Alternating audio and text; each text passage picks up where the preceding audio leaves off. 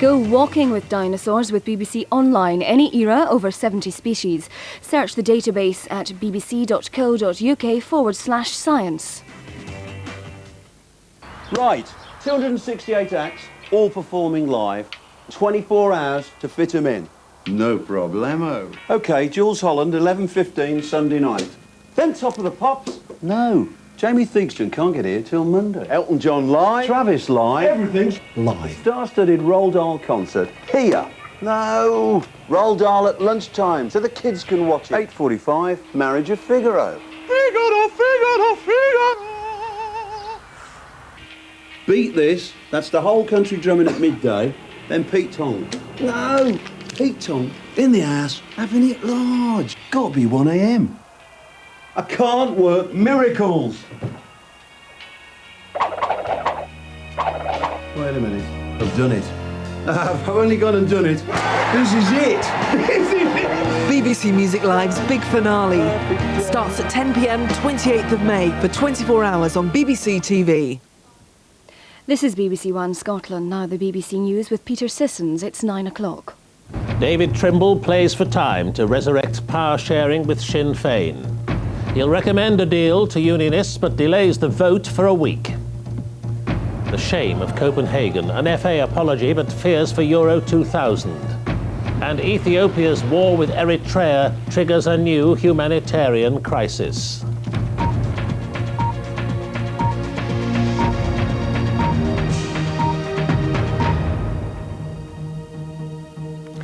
Good evening. David Trimble, the Ulster Unionist leader, has put his political future on the line again by deciding to recommend acceptance of the IRA's latest offer on decommissioning, the route back into power sharing with Sinn Féin.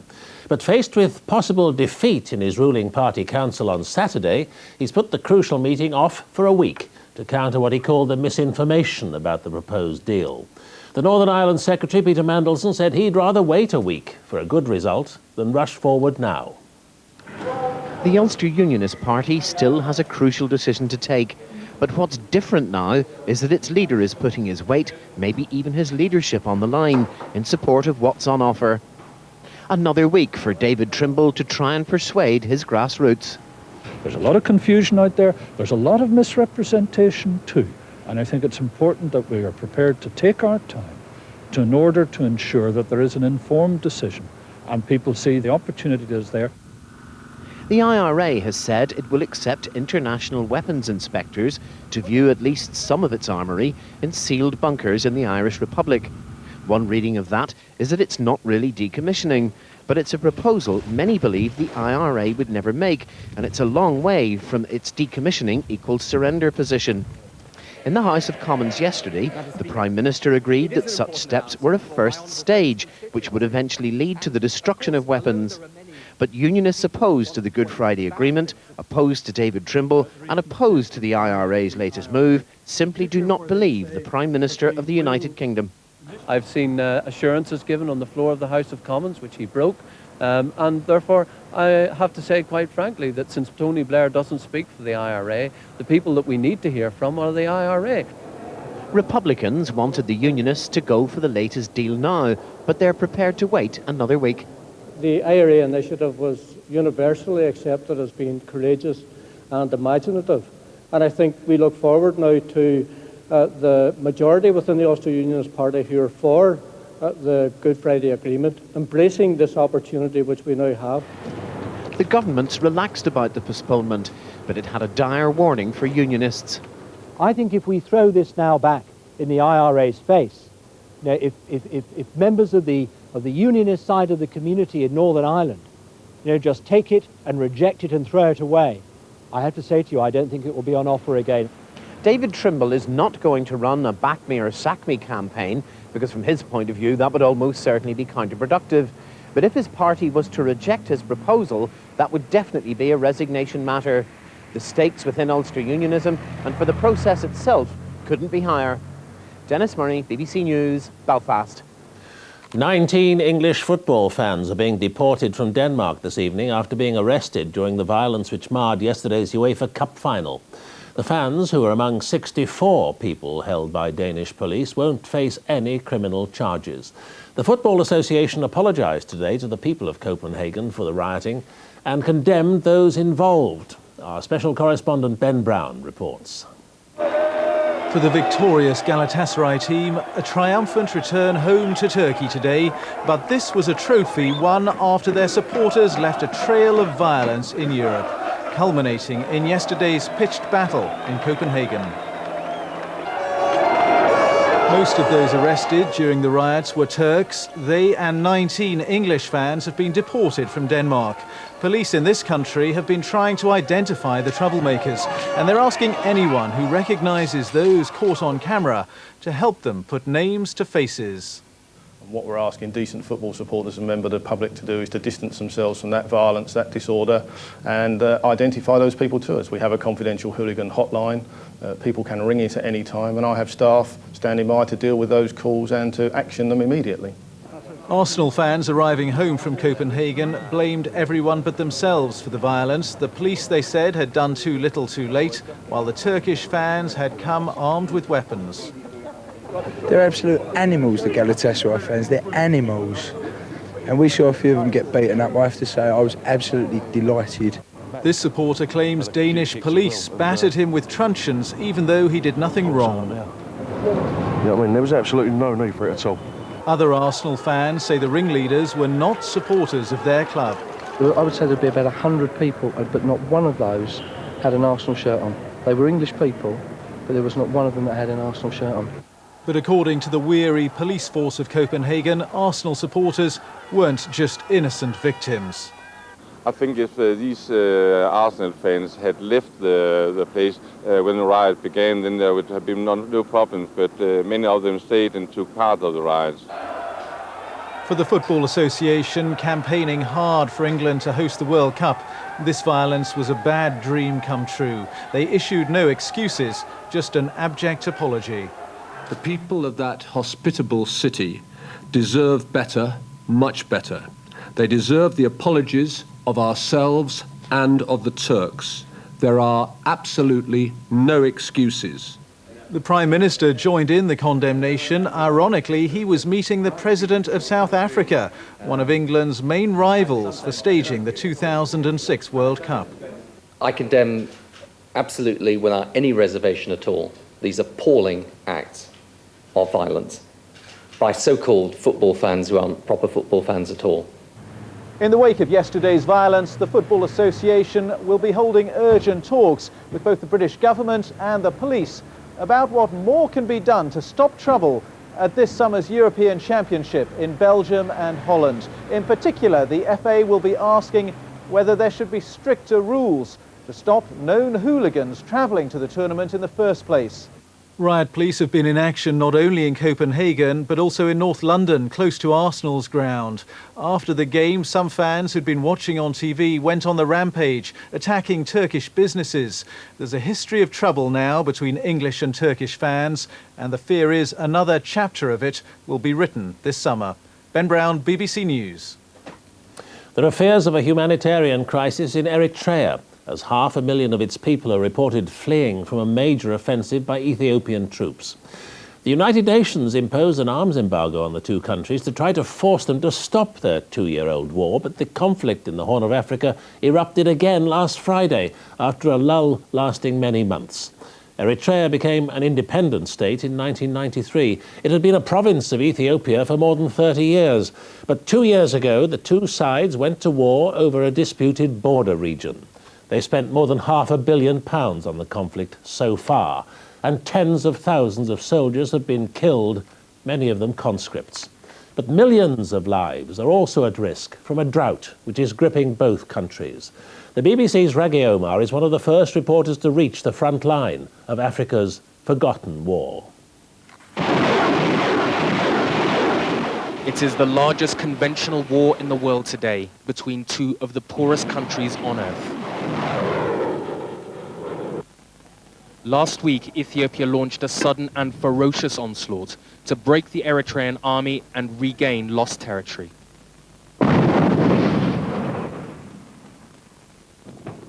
On the ground and in the air, Ethiopia is throwing all its military resources into its offensive. Pushed back by the relentless bombardment, Eritrean forces have suffered a major defeat on the western Mereb front. The scale of this barely reported conflict is staggering, with 600,000 soldiers fighting a war of attrition in a barren and arid landscape. We were the first journalists to be taken to see the battlefields by the Ethiopian military. We crossed into Eritrean territory now held by Ethiopia, and we saw mile after mile of abandoned trenches. This network of fortified bunkers stretching over a 15-mile front was built by tens of thousands of Eritrean conscripts with nothing more than picks and shovels. Many of them have now been captured. This makeshift camp holds 470 Eritrean prisoners of war. They come from all walks of life. There are engineers, mechanics, teachers, peasants and farmers. The Ethiopian commander told us they were being well treated. There is a shelter here, there is food, medicine, water, and everything. Even we don't let them to do any other works. So they're not being forced to dig trenches or anything like that? They are not forced to do anything. Talking to the prisoners away from the camera, many of them confirm this. They're just relieved to be alive and out of the firing line. They are given food and water. The wounded are given treatment. On the front lines, the corpses of dead Eritrean soldiers still lie on the open plains. Thousands of lives have been lost and infrastructure has been destroyed. The cost of this terrible war in an impoverished corner of Africa lies not only in the destruction around me, but there is also the threat of landmines.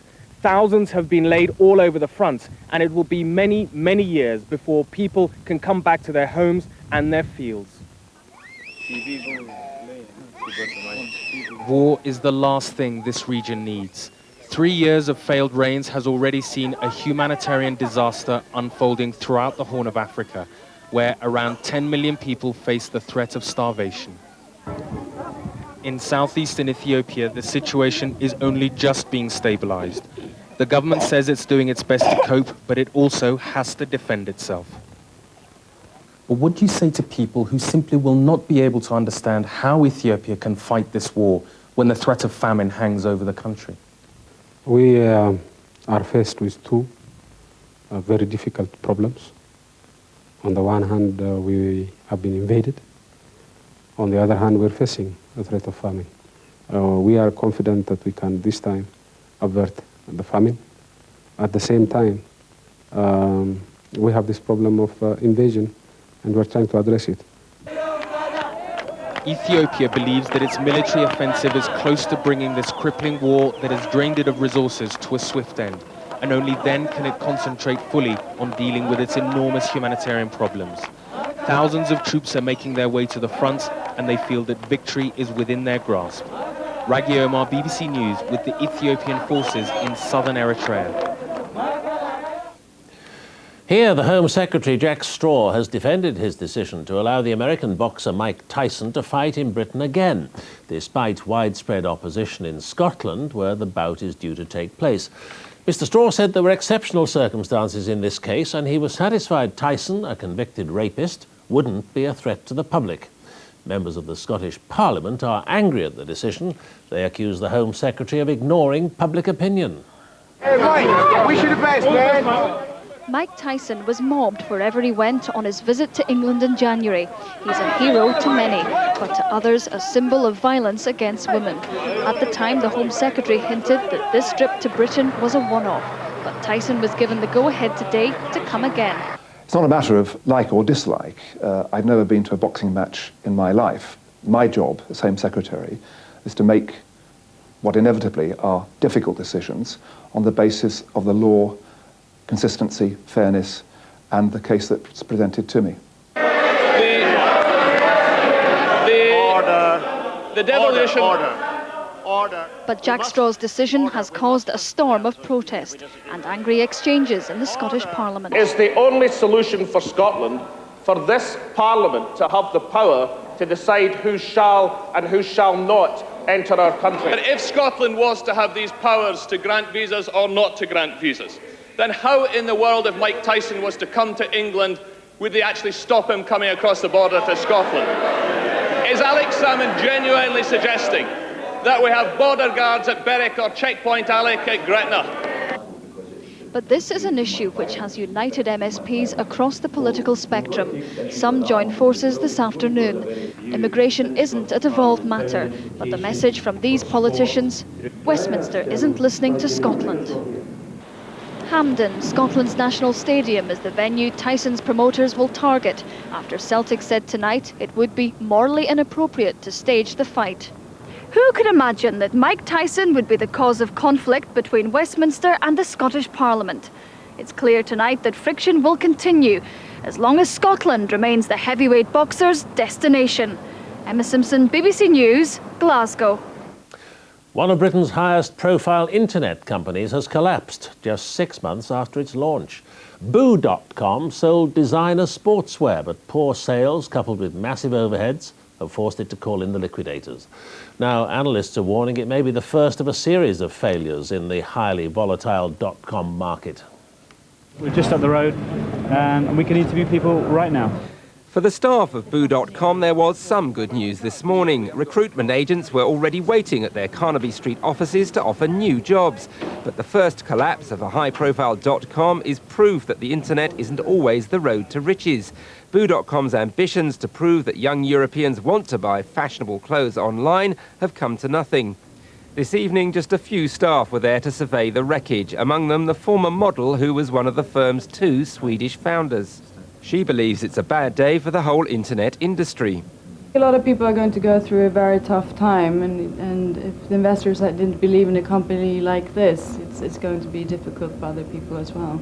And it's very sad. It's very sad for the industry. But extravagant spending to get Boo's name known proved the company's downfall. Boo.com never came close to covering its costs. It was launched last year with £80 million of investors' money. By last month, its weekly income had reached £80,000, but it was reportedly spending £700,000 every week. There are predictions that other .com companies will run out of cash as investors become less keen to pour money in. If you went back 2 or 3 months ago, there was almost this frenzy and hysteria for people to pour into .com opportunities. I think there will be people will be rather more measured and slightly more careful now than perhaps they have been in the past. But today, a better-known retailer took a major step onto the web. Sainsbury's bought cheese through an online auction. It's the first British supermarket to use a global system linking suppliers to shops. The company says the internet will transform all its business. We know that in the near future, over a third of our customers are buying in new ways, and we're setting up the whole structure so that we can respond to the way that people were going to shop. Boo may have gone bust, but the forecast is that within 5 years, British shoppers will be spending £20 billion a year online. But by then, other internet pioneers may have run out of money. Rory Catlin-Jones, BBC News, at the offices of Boo.com. The Honda car company has ruled out any joint venture with Rover's new owners, Phoenix. Honda says it's told the Phoenix consortium it'll honour existing agreements between the two companies, but won't form an alliance. Phoenix said when it bought Rover that it was looking for possible tie-ins with other car makers. The Independent Television Commission has rejected proposals from the ITV companies to boost audiences for news bulletins following the scrapping of News at 10 last year. ITV companies now have another month to produce alternative plans. The Agriculture Minister, Nick Brown, insists that the accidental sowing of genetically modified oilseed rape on thousands of acres of farmland poses no threat to public health or the environment. The mistake happened because GM seeds produced in Canada were inadvertently mixed with a conventional variety.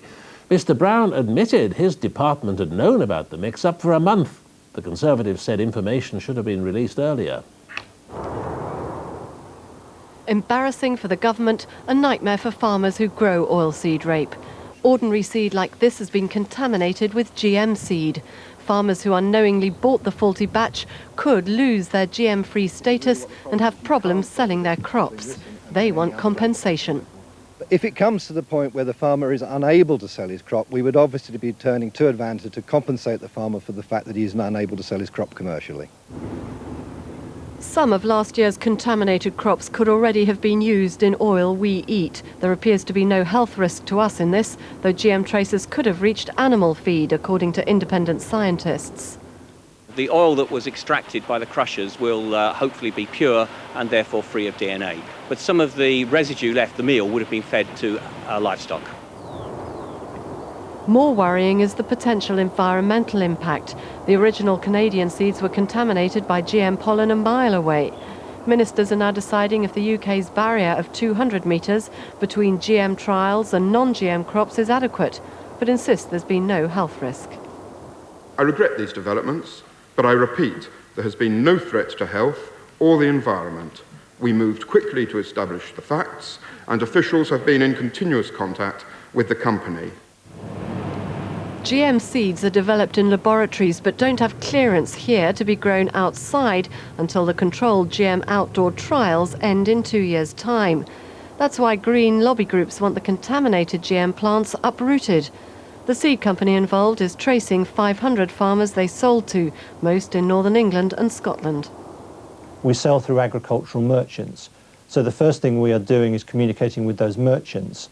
And via those merchants, we will be communicating with any farmers that are involved. Part of the problem is that it's almost impossible to tell the difference between GM seed and non-GM seed like this. They both look exactly the same. The only way to tell them apart is through scientific testing. Margaret Gilmore, BBC News, Hertfordshire.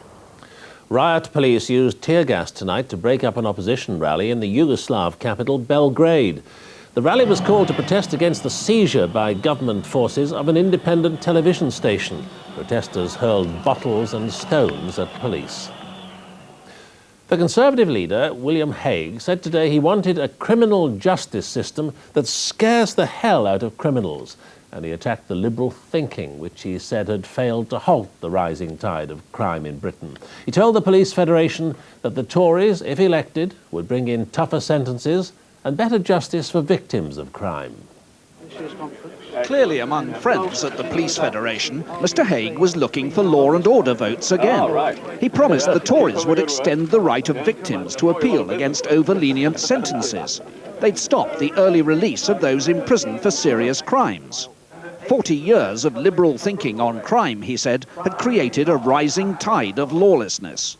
I want all criminals to be fearful of getting caught and fearful of punishment, so that they are less likely to choose to commit crime. I want to make convicted criminals unwilling to commit more crimes, or at least keep them under lock and key so that they can't. The Conservative leader has seized on well-publicised cases like that of Tony Martin, the Norfolk farmer jailed for killing a burglar, and reckons his focus on increasing crime has helped the Tory advance in the opinion polls.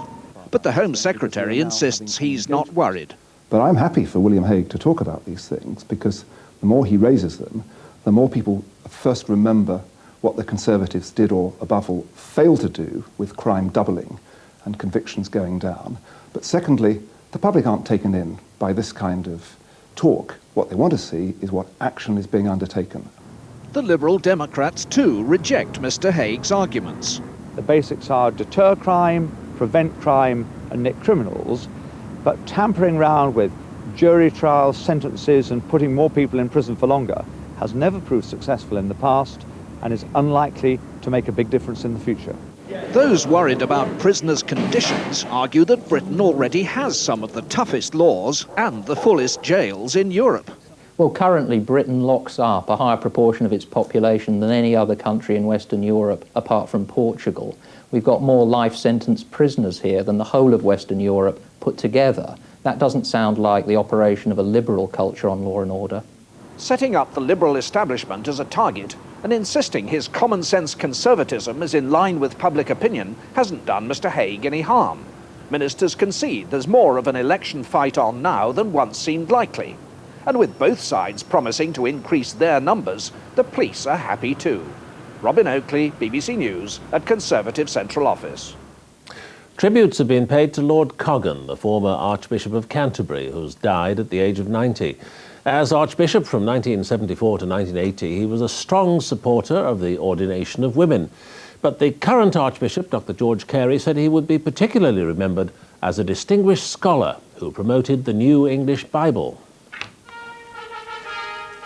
The 101st Archbishop of Canterbury was a man of both spiritual and scholarly talent. At his enthronement, he had already worked on translating biblical texts to produce the first modern translation, the New English Bible. The Archbishop was soon to be playing his part in major national occasions, here presiding over the celebrations of the Royal Jubilee. Dr. Coggan was a great advocate of the ordination of women. But the change didn't pass through Synod until 10 years after his retirement. At a time of turbulence and confusion in the Church, he was steady and his faith was steady, and it was like a beacon for many people who were perturbed and confused by what was happening around them.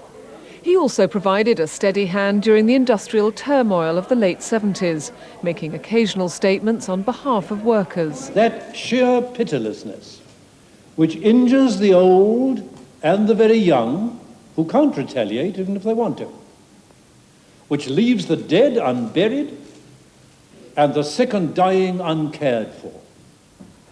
Although he was the first Archbishop of Canterbury ever to worship alongside the Pope, his desire for shared communion with Catholics was to be rebuffed. Emily Buchanan, BBC News. Cricket now, and England made an excellent start on the first day of the first test against Zimbabwe. In front of a disappointingly small crowd, they bowled the tourists out for just 83 and then reached 29 for 1 before rain stopped play. The players strode out to the customary polite applause at the headquarters of cricket. But in a ground that was only a third full of spectators, it was even more subdued and polite than usual. The supporters who turned up saw some superb England fast bowling. Andy Caddick started the damage, beating opener Grant Flower for pace. He picked up 2 more quick wickets, including Alistair Campbell, another catch for Alex Stewart behind the stumps. Playing in his second test match, Ed Giddins continued the hostile attack, Michael Atherton catching the Zimbabwe captain Andy Flower.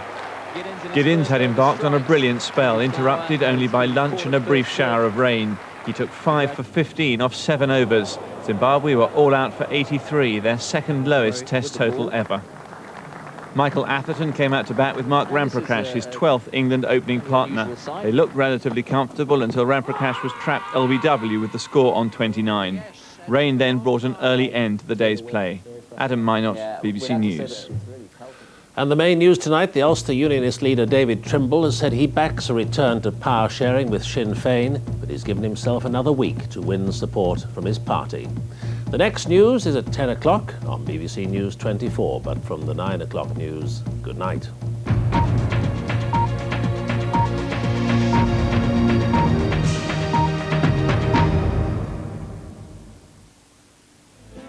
Question time tonight comes from the National Railway Museum in York. And on the panel, the Chief Whip, Anne Taylor, Shadow Transport Secretary Bernard Jenkin, Liberal Democrat Emma Nicholson, the athlete Steve Cram, and the journalist A.A. Gill. And we're on half an hour earlier from this week. I promised to avoid the obvious puns about getting up steam or leaving on time, so all aboard, 10:30.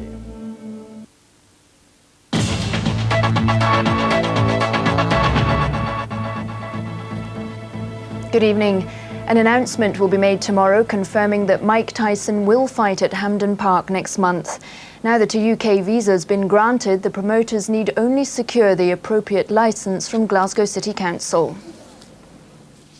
Despite angry protests from MSPs and women's groups, earlier today the Home Secretary Jack Straw agreed to let the former heavyweight champion and convicted rapist enter the country. The SNP claimed Westminster had ridden roughshod over the Executive's opposition. The people of Scotland and Glasgow would rather have our national reputation intact than be bought and sold for Tyson's gold. While ministers voiced their disappointment, they stressed it wouldn't undermine their commitment to fight for women's rights. I think the mood that has been expressed in Scotland is because of abhorrence of crimes of violence, and particularly violence directed against women. The fight's co-promoter, Frank Warren, hailed the Home Secretary's decision as great news for British boxing. He's promised to confirm the venue for the event tomorrow, but earlier this evening it became clear that Celtic Park is out of the running. The club's chief executive, Alan MacDonald, told BBC Scotland it's not the type of event we would want to have at Celtic Park at the moment. It's understood that the new managers of Hampden Park, the Scottish Football Association, have no such qualms, and they're ready and willing to stage the Tyson bout in Scotland's national stadium. More heterosexual people than ever before in Scotland are being diagnosed HIV positive, with young Scots holidaymakers most at risk. The figures have overtaken high-risk groups such as injecting drug users and homosexuals. This hard-hitting advert of the letters AIDS being carved out of stone marked the start of HIV awareness 15 years ago. It targeted gay people, injecting drug users because they were considered the high-risk group. But all that's changed. Injecting drug users 14 years ago stood at around 239 diagnosed with the infection. That's steadily fallen and now stands at just 18. The homosexual figures are the same, falling steadily from 71 to 57. But figures of heterosexual transmissions have risen year on year and is now higher than both the high-risk groups. One of the reasons is believed to be foreign travel. They potentially go off with alcohol, sun, etc., forget about any safe sex messages, don't see themselves at risk, and are therefore vulnerable to infection. A report by the Scottish Executive into the HIV figures is due out next month. Human bones found at Largs Bay in Ayrshire last month have been identified. Forensic tests confirmed that the remains of 26-year-old Paul Christie, who was last seen in February 1998. Paul lived alone in the town's Maze Street and was a student at Strathclyde University. Police say there are no suspicious circumstances. That's it from us this evening. Our next news is in Newsnight Scotland at 11. Good night.